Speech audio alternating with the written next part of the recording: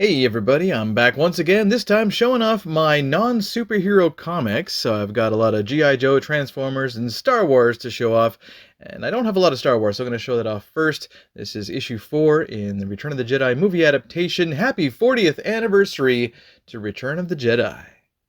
And I also have Star Wars Annual number 2 from Marvel Comics.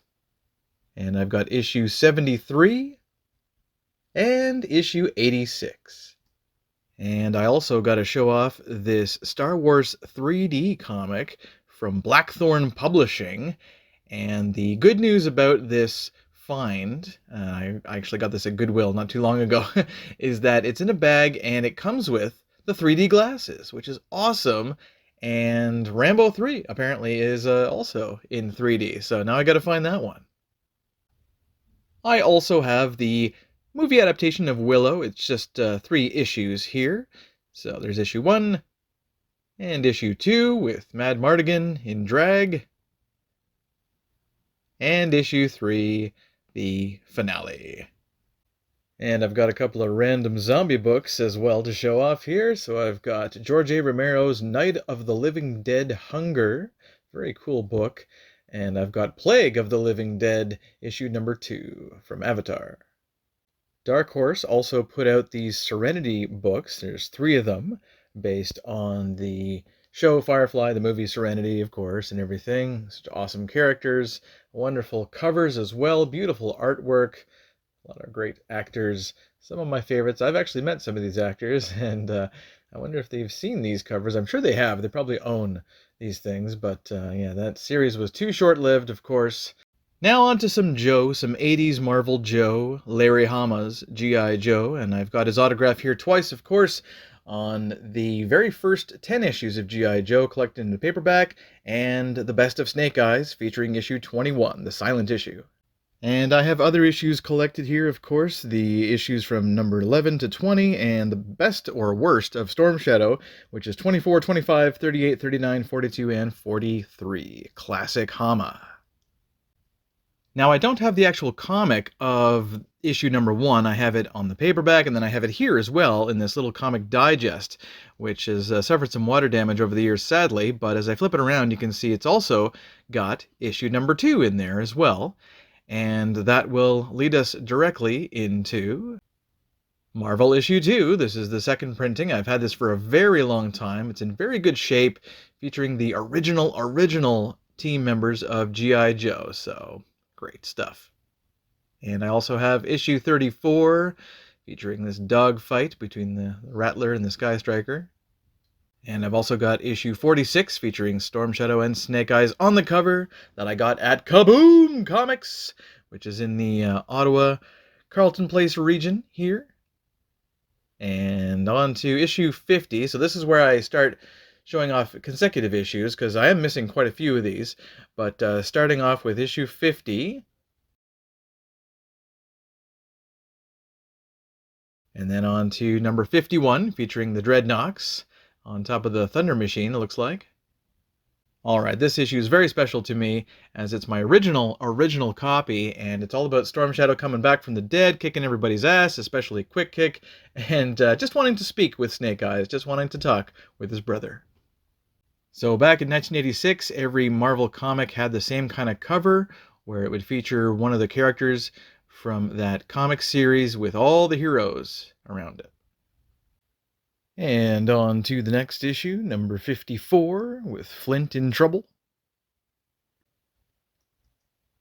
Now this issue is very interesting because they really tease on the cover that they're taking all their masks off. Well, it's true, and if Destro and Cobra Commander, they put on disguises. We don't actually see anybody's actual face, though. Issue 56 has got Roadblock with Ma Deuce, Scarlet, and Flint on the cover. And the awesome issue 57, featuring Flint and Lady J teaming up with Destro temporarily to take down an imposter. This issue shows Cobra Commander in his new armor. The next issue features many 1987 characters and is another Kaboom Comics pickup.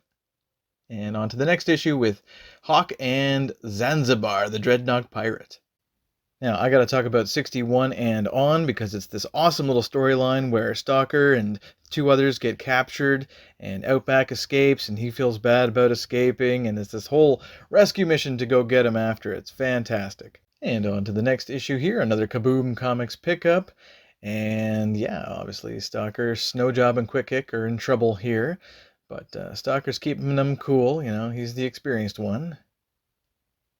Here's a Silver Snail pickup featuring Snake Eyes and Scarlet on the cover. Next up is issue 64 for the struggle for power. And the next one is number 65, In Space. And then 66, this awesome issue where Snake Eyes and Storm Shadow team up to rescue Stalker, Quick Kick, and Snowjob from this fictional country. And there's this really mean woman in charge there, and she's ready to kill them, but no. They save the day. Next issue features Lady J punching out Flint. Number 68, we got some cool action going on with all these tanks and the Baroness shouting. And then 69, we see the new Gold Destro with his Iron Grenadier. And number 70 is the latest issue that I picked up also at Kaboom Comics. And this one is, obviously Wild Bill's in trouble here. So this is issue 70, the last one. G.I. Joe Comics had a spin-off called Special Missions, and this one's really cool. Number 1 with Wetsuit and Torpedo on the cover. And Special Missions number 2, some awesome artwork. And Special Missions number 3. Special Missions number 4 with Lifeline in trouble. Special Missions number 5. And Special Missions number 6, very important issue tied into the mid-60s issues of the G.I. Joe. And Chuckles flying through the air with a few others in the next issue. And the next issue here is the last Special Missions I have with Lowlight on the cover. And he's my favorite Joe, so I had to get this one, of course. And G.I. Joe Yearbook. Now, this is a very nostalgic piece. Wonderful 1986 stuff that just summarizes the whole year in G.I. Joe. I think 86 was like their best year ever. And this one contains the second silent issue, the second story, featuring the rescue of Snake Eyes this time instead of the rescue of Scarlet. And G.I. Joe Yearbook number 4 with Crocmaster on the cover. Next up, I have the G.I. Joe Order of Battle. So these are basically the profiles of all the characters. And on the back, you can see even more characters, all the way up to about 86 at least. And I love these books. They're just like DC's Who's Who and Marvel Universe guides and things like that. Yeah, it's so great that they continued the art on the back. And issue 3 of 4 has all the Cobras and Dreadnoks and, all the bad guys, all the scumbags there. Great profiles. And very interesting, too, to learn more about these characters. And the final issue, number 4, is all about the vehicles here, as you can see. And a very unique back to that comic book. And here is this issue from IDW, which I clearly just bought because of the awesome throwback cover. Yeah, and I will buy anything Hama, of course. I've got G.I. Joe Cobra World Order, Part 1 and Part 2. Now, I got to show off G.I. Joe Declassified, which are 3 awesome issues of the origins of the team, and done with newer artwork. So these were released somewhere in the 2000s, I believe, late 2000s, I think. Yeah, so there's issue number 2, featuring Scarlet and other characters. And issue 3 with Snake Eyes and also Cobra Commander. Getting into the special mission stuff from Devil's Due. And obviously this is the Arctic Mission issue. And I've got Shipwreck and CoverGirl in the next Special Missions issue. So a little bit more Devil's Due. I've just got this one issue here, Casualties of War, with the supposed death of the Baroness. Now I'm going to show off G.I. Joe Reloaded. I have some single issues, but the first 6 issues are actually collected in this awesome paperback. Look at those eyes on Cobra Commander. Ooh. And here we go. So issue 7, very cool cover with Duke and Snake Eyes fighting each other because Duke is a traitor in this book. And I'm just going to plop down the next bunch of issues here with the Baroness on the next one there. So that's number 8.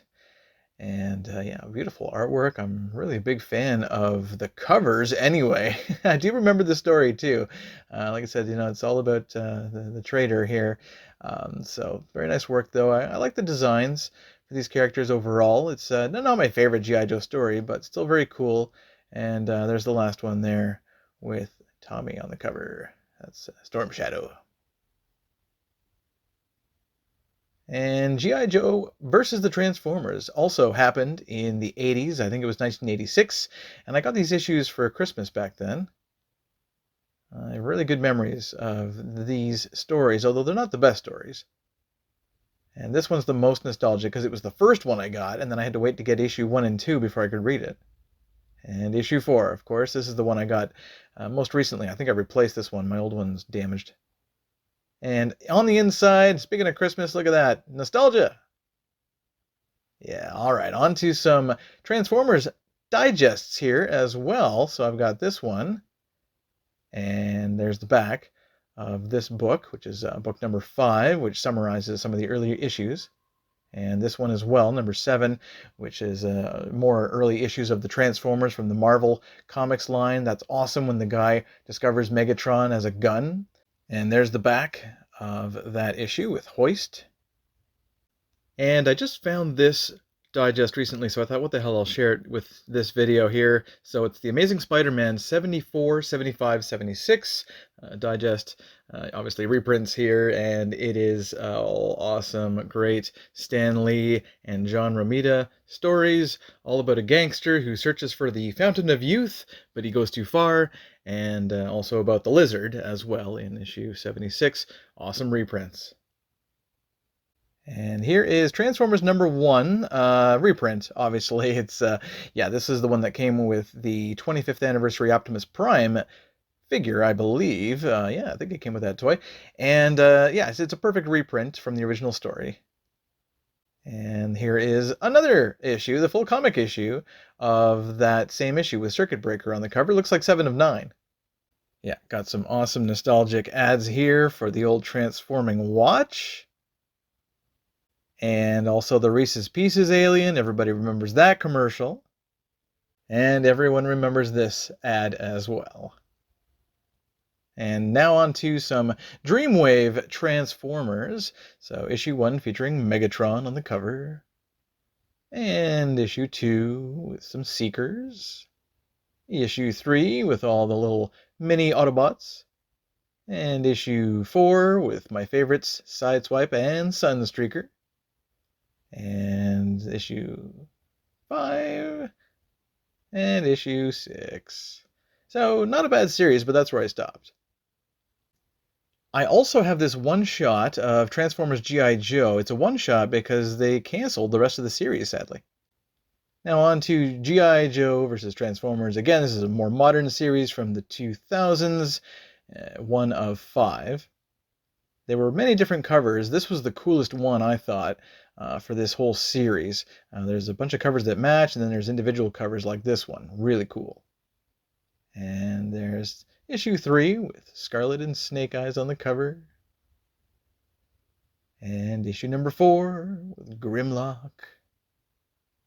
And number 5 featuring Hawk opening The Matrix. Alright guys, that's it for this comic book video. Until next time. Peace.